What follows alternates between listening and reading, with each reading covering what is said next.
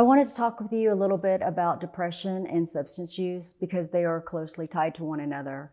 Even though there are different pathways to it, they have some things that are very similar. And one of the primary ones is that there are certain segments in the brain that are connected to substance use and mental health. And those areas are the nucleus accumbens, the ventral tegmental area, and the prefrontal cortex. And those areas are important because those are associated with our reward sensory pathways. And that is associated with dopamine. Dopamine is the drug. It's a natural drug that our body produces to make us feel good. So what happens when you start to drink or you use a substance? Our bodies automatically produce dopamine in response to those substances in our bodies. And what happens is that our bodies stop naturally producing dopamine. So in order for us to feel good and to continue to feel better, we have to take more of that substance. And as you can kind of think about that for a second, that is a deadly path that we can go on. So if you start drinking like I did when you're 12 years old and you continue those patterns of unhealthy behaviors, by the time you're 20, 30, and 40, your body is reliant upon substances in order to feel better.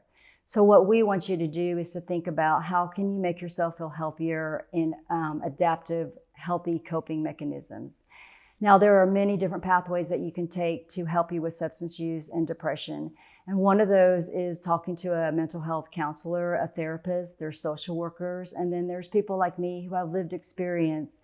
They're called peer specialists. They have mental health peer specialists, and there's recovery support peer specialists, and there's also peer specialists for youth. So wherever you fall, whether you're 18 years or younger or 18 years or older, there's somebody out there to help. And there's all kinds of different techniques that you can use that you can talk with your therapist about or your peer specialist. And you can also discover some things on your own. So what we have is something called multiple pathways to recovery. And this is something that can help everyone. There's no one that is denied from this process, because the great thing about it is that you get to figure out what you want. You get to design your own life for a healthy lifestyle, is also in long-term recovery. So what multiple pathways are is that through designing it, you can look at what makes me feel better. So for me, for instance, fitness helps me to feel better. Now, that doesn't mean that every day I have to run, or every day I have to lift weights, or every day I have to walk. It means that I can adjust the system in order to make myself feel better. I understand that sometimes running makes me feel different than lifting weights. So I have to learn how to and constantly identify what is making me feel better, what is making me feel worse. And sometimes a multiple pathway to recovery and mental health is resting, right? Because self-care is everything to us. So one of the things I learned at Chick-fil-A is that there's something called second mile service. And that is going above and beyond to do something for someone else. But what I learned from that is, what about doing second mile service for yourself? What if you primarily target those areas that you can do for yourself and say, you know what, I'm going to wake up today and I'm going to do everything I can to make myself better in a healthier way. I'm not going to turn to substances to make myself feel better. So what does that take? Does that mean that I need to reach out to someone? Does that mean that I need to work on my support groups? Whether it's 12-step, there's Alcoholics Anonymous, Narcotics Anonymous, there are SMART recovery groups, there are faith-based recovery groups.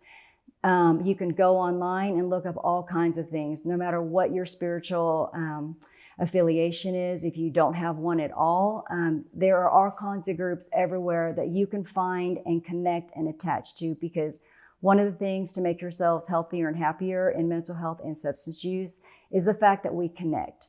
Because one of the things that we do believe in this field is that love and kindness is really the antithesis to addiction. Because if we can find somebody that relates to us and we feel loved and accepted, we begin to adapt those behaviors that are not maladaptive anymore. And we learn to really figure out, where is our place in society? Where is it in society? Where is it in our family and among our friends?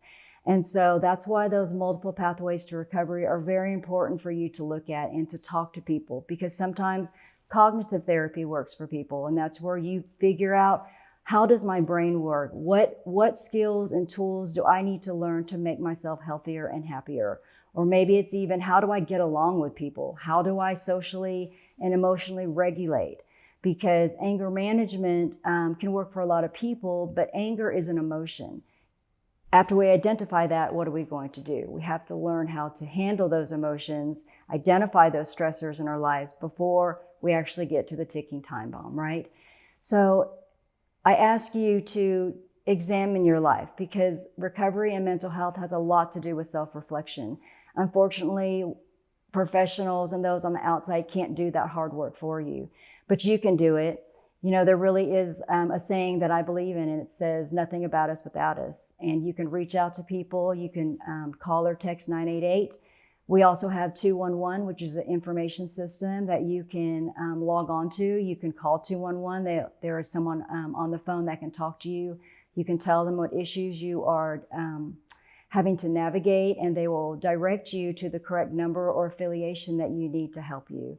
So if you do anything today, I want you to take care of yourself, take a deep breath, and find gratitude in exactly understanding that you are fantastic just the way that you are.